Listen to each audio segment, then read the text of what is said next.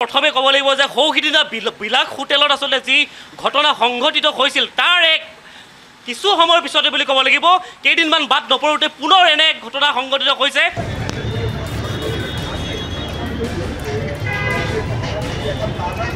আৰক্ষী এক বৃহৎ সফলতা বুলি ক'ব লাগিব। মই বৰ্তমান উপস্থিত আছোঁ গণেশগুৰি মাজমজিয়া আৰু এই গণেশগুৰি মাজমজিয়া যদি পোনপটীয়াভাৱে যেতিয়া দৃশ্যাংশ দেখায় এই দৃশ্যাংশ হ'ল এই লুক্স বিউটি পাৰ্লাৰ। মই পুনৰবাৰ দেখাবলৈ অনুৰোধ জনাইছোঁ এইখন আচলতে গণেশগুৰি মাজমজিয়াত স্থিত যি আচলতে লুক্স স্পা আৰু এই লুক্স স্পাতে ঠিক কিছু সময় পূৰ্বে আচলতে আৰক্ষীৰ এটা বৃহৎ দলে মই পোনে পোনে জনাইছোঁ আৰক্ষীৰ এটা বৃহৎ দলে যি আচলতে এই ছেক্স ৰেকেটৰ যি এক চিণ্ডিকেট বুলি ক'ব লাগিব এই ছেক্স ৰেকেটৰ সৰ্ববৃহৎ যি আচলতে এই সমগ্ৰ তথ্য ফাদিল কৰিছে আৰু মই পোনপটীয়াভাৱে জনাইছোঁ 4গৰাকী যুৱতী এগৰাকী মহিলা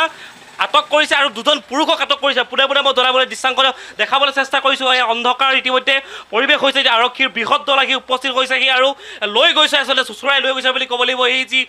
ছেক্স ৰেকেটৰ যি আচলতে চিণ্ডিকেট আৰু এই সমগ্ৰ পৰিৱেশ যদি পোনপটীয়াভাৱে যদি দৃশ্যাংশত আচলতে দেখাবলৈ চেষ্টা কৰিছোঁ অন্ধকাৰ এক পৰিৱেশ হৈ পৰিছে। তথাপিও আমি দেখাবলৈ চেষ্টা কৰিছোঁ অসম লাইভৰ দৰ্শকসকলক দেখাবলৈ চেষ্টা কৰিছোঁ সৌসিদিনা যি বিলাস হোটেলৰ আচলতে ঘটনা হৈছিল ছেক্স ৰেকেটৰ বৃহৎ এক চিণ্ডিকেট আৰক্ষীয়ে আচলতে অভিযান চলাই আচলতে সফলতা অৰ্জন কৰিছিল। ঠিক একেই আজি দেখিবলৈ পোৱা গৈছে কি যি আচলতে সন্ধিয়াৰ এক পৰিৱেশ আৰু এই পৰিৱেশ মই পোনে পোনে যদি দৃশ্যাংশ দেখাবলৈ কওঁ এই যি আচলতে গণেশগুৰি স্থিত আচলতে যি লুক্স স্পা আৰু এই লুক্স স্পাত ইতিমধ্যে 4গৰাকী যুৱতী তাৰে এগৰাকী মহিলা 3গৰাকী যুৱতী আৰু দুজন পুৰুষক আটক কৰিছে ইতিমধ্যে আৰক্ষীয়ে এক বৃহৎ সফলতা আৰক্ষীয়ে এক বৃহৎ অভিযান চলাইছিল আৰু পোনে পোনে জনাইছোঁ এইসকল আচলতে এই যি আচলতে বিনীতা দাস নামৰ এই যি স্পাখনৰ আচলতে স্বত্বাধিকাৰী বুলি ইতিমধ্যে আমাক স্থানীয় লোকে আচলতে মন্তব্য কৰিছে। পোনে পোনে জনাইছোঁ দৰ্শকক অসম লাইভৰ দৰ্শকসকলক দেখাবলৈ চেষ্টা কৰিছোঁ এই সমগ্ৰ পৰিৱেশ।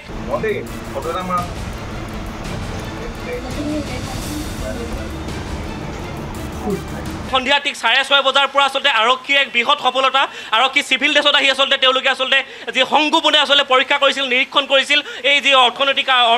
কাৰ্য চলি আছিল আৰু এই কাৰ্য চলাৰ লগে লগে অভিযোগ উত্থাপন হৈছিল। অভিযোগ দিয়াৰ লগে লগে দিছপুৰ আৰক্ষী মহিলা আৰক্ষী লগতে দিছপুৰ পুৰুষ আৰক্ষী ইতিমধ্যে উপস্থিত হৈছিল আৰু সংগোপনে তেওঁলোকে যি আচলতে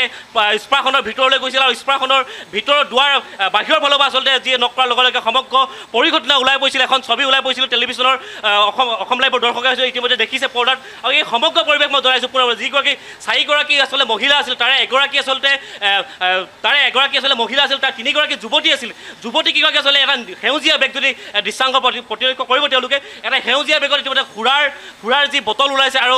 বিভিন্ন ধৰণৰ আচলতে নিচাযুক্ত দ্ৰব্য ওলাইছে বুলি ইতিমধ্যে আৰক্ষীয়ে মন্তব্য প্ৰকাশ কৰিছে আৰু পোনে পোনে জনাইছোঁ নলবাৰী আৰু বৰপেটাৰ বুলি যুৱতীসকলক ইতিমধ্যে ঠাৱৰ কৰিছে। কিছু আচলতে সম্পূৰ্ণভাৱে তথ্য দাঙি ধৰা নাই যদিও পোনে পোনে আমি জনাইছোঁ যি আচলতে সংঘটিত হৈছিলে ঘটনা আচলতে স্পাখনৰ ভিতৰত অনৈতিক কাৰ্যকলাপ কিছুদিনৰ আগৰ পৰা চলি আহিছিল আৰু সৌসিদিনা দেখা গৈছিল বিলাস হোটেলৰ এক আৰক্ষীৰ বৃহৎ সফলতা অৰ্জন কৰিছিল। ঠিক আজিও ঠিক আচলতে একেই পৰিৱেশ মই যদি অসম লাইভৰ দৰ্শকসকলক পুনৰবাৰ জনাইছোঁ এই সকলো যুৱতীয়ে আচলতে নিশা আচলতে সন্ধিয়া 6 বজাৰ পৰা যি আচলতে সমগ্ৰ যি পৰিঘটনা আজি যি টেলিভিশ্যনৰ দৰ্শক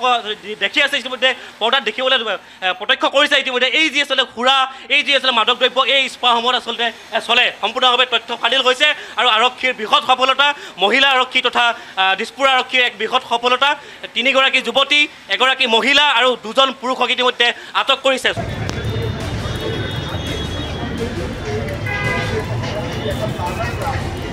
সমগ্ৰ পৰিঘটনাটো যদি এই অন্ধকাৰ হৈ পৰিছে কাৰণ যিহেতু আচলতে এই মাজমজিয়াৰ যি আচলতে গণেশগুৰি মাজমজিয়াৰ স্থিত এই লুক্স স্পাখন আচলতে এটা মহলৰ ওপৰত বিল্ডিঙৰ পৰা এটা মহলৰ ওপৰত আছে আৰু আৰক্ষীয়ে ইতিমধ্যে সমগ্ৰ যি স্পাখনৰ যি আচলতে সম্পূৰ্ণভাৱে আচলতে চিল কৰি দিছে আৰু এই যদি দৃশ্যাংশ পোনপটীয়াভাৱে আজি অন্ধকাৰ হৈছে তথাপিও আমি দেখাবলৈ চেষ্টা কৰিছোঁ এই স্পাখন দেখিছে এইদৰে হয়তো দেখিছে আৰু এই স্পাখন ইতিমধ্যে আৰক্ষীয়ে সম্পূৰ্ণভাৱে চিল কৰিছে। হয় সুদিত আৰু জনাব লাগিব যে নলবাৰী আৰু বৰপেটাৰ দুগৰাকী যুৱতী বুলি ইতিমধ্যে চিনাক্ত হৈছে আৰক্ষীয়ে মন্তব্য দাঙি ধৰিছে আৰু ক'ব লাগিব যে বিনীতা দাস যি আচলতে স্বত্বাধিকাৰী এই বিনীতা দাস স্বত্বাধিকাৰী ইতিমধ্যে পলায়ন কৰিছে। স্বত্বাধিকাৰী আচলতে কোনো ধৰণৰ আচলতে ফোনযোগে আচলতে যোগাযোগ কৰা নাই আৰক্ষীয়েও ইতিমধ্যে অভিযান চলাইছে বৃহৎ অভিযান চলাইছে। মই পোনপটীয়াভাৱে দৃশ্যাংশ দেখাবলৈ জিতেনক অনুৰোধ জনাম এই দৃশ্যাংশ মই পোনে পোনে জনাবলৈ লৈছোঁ এই দৃশ্যাংশ এই ঠাইতে এই কিছু সময় পূৰ্বে ইতিমধ্যে আৰক্ষীয়ে এক বৃহৎ সফলতা 3গৰাকী যুৱতী এগৰাকী মহিলা আৰু দুজন পুৰুষক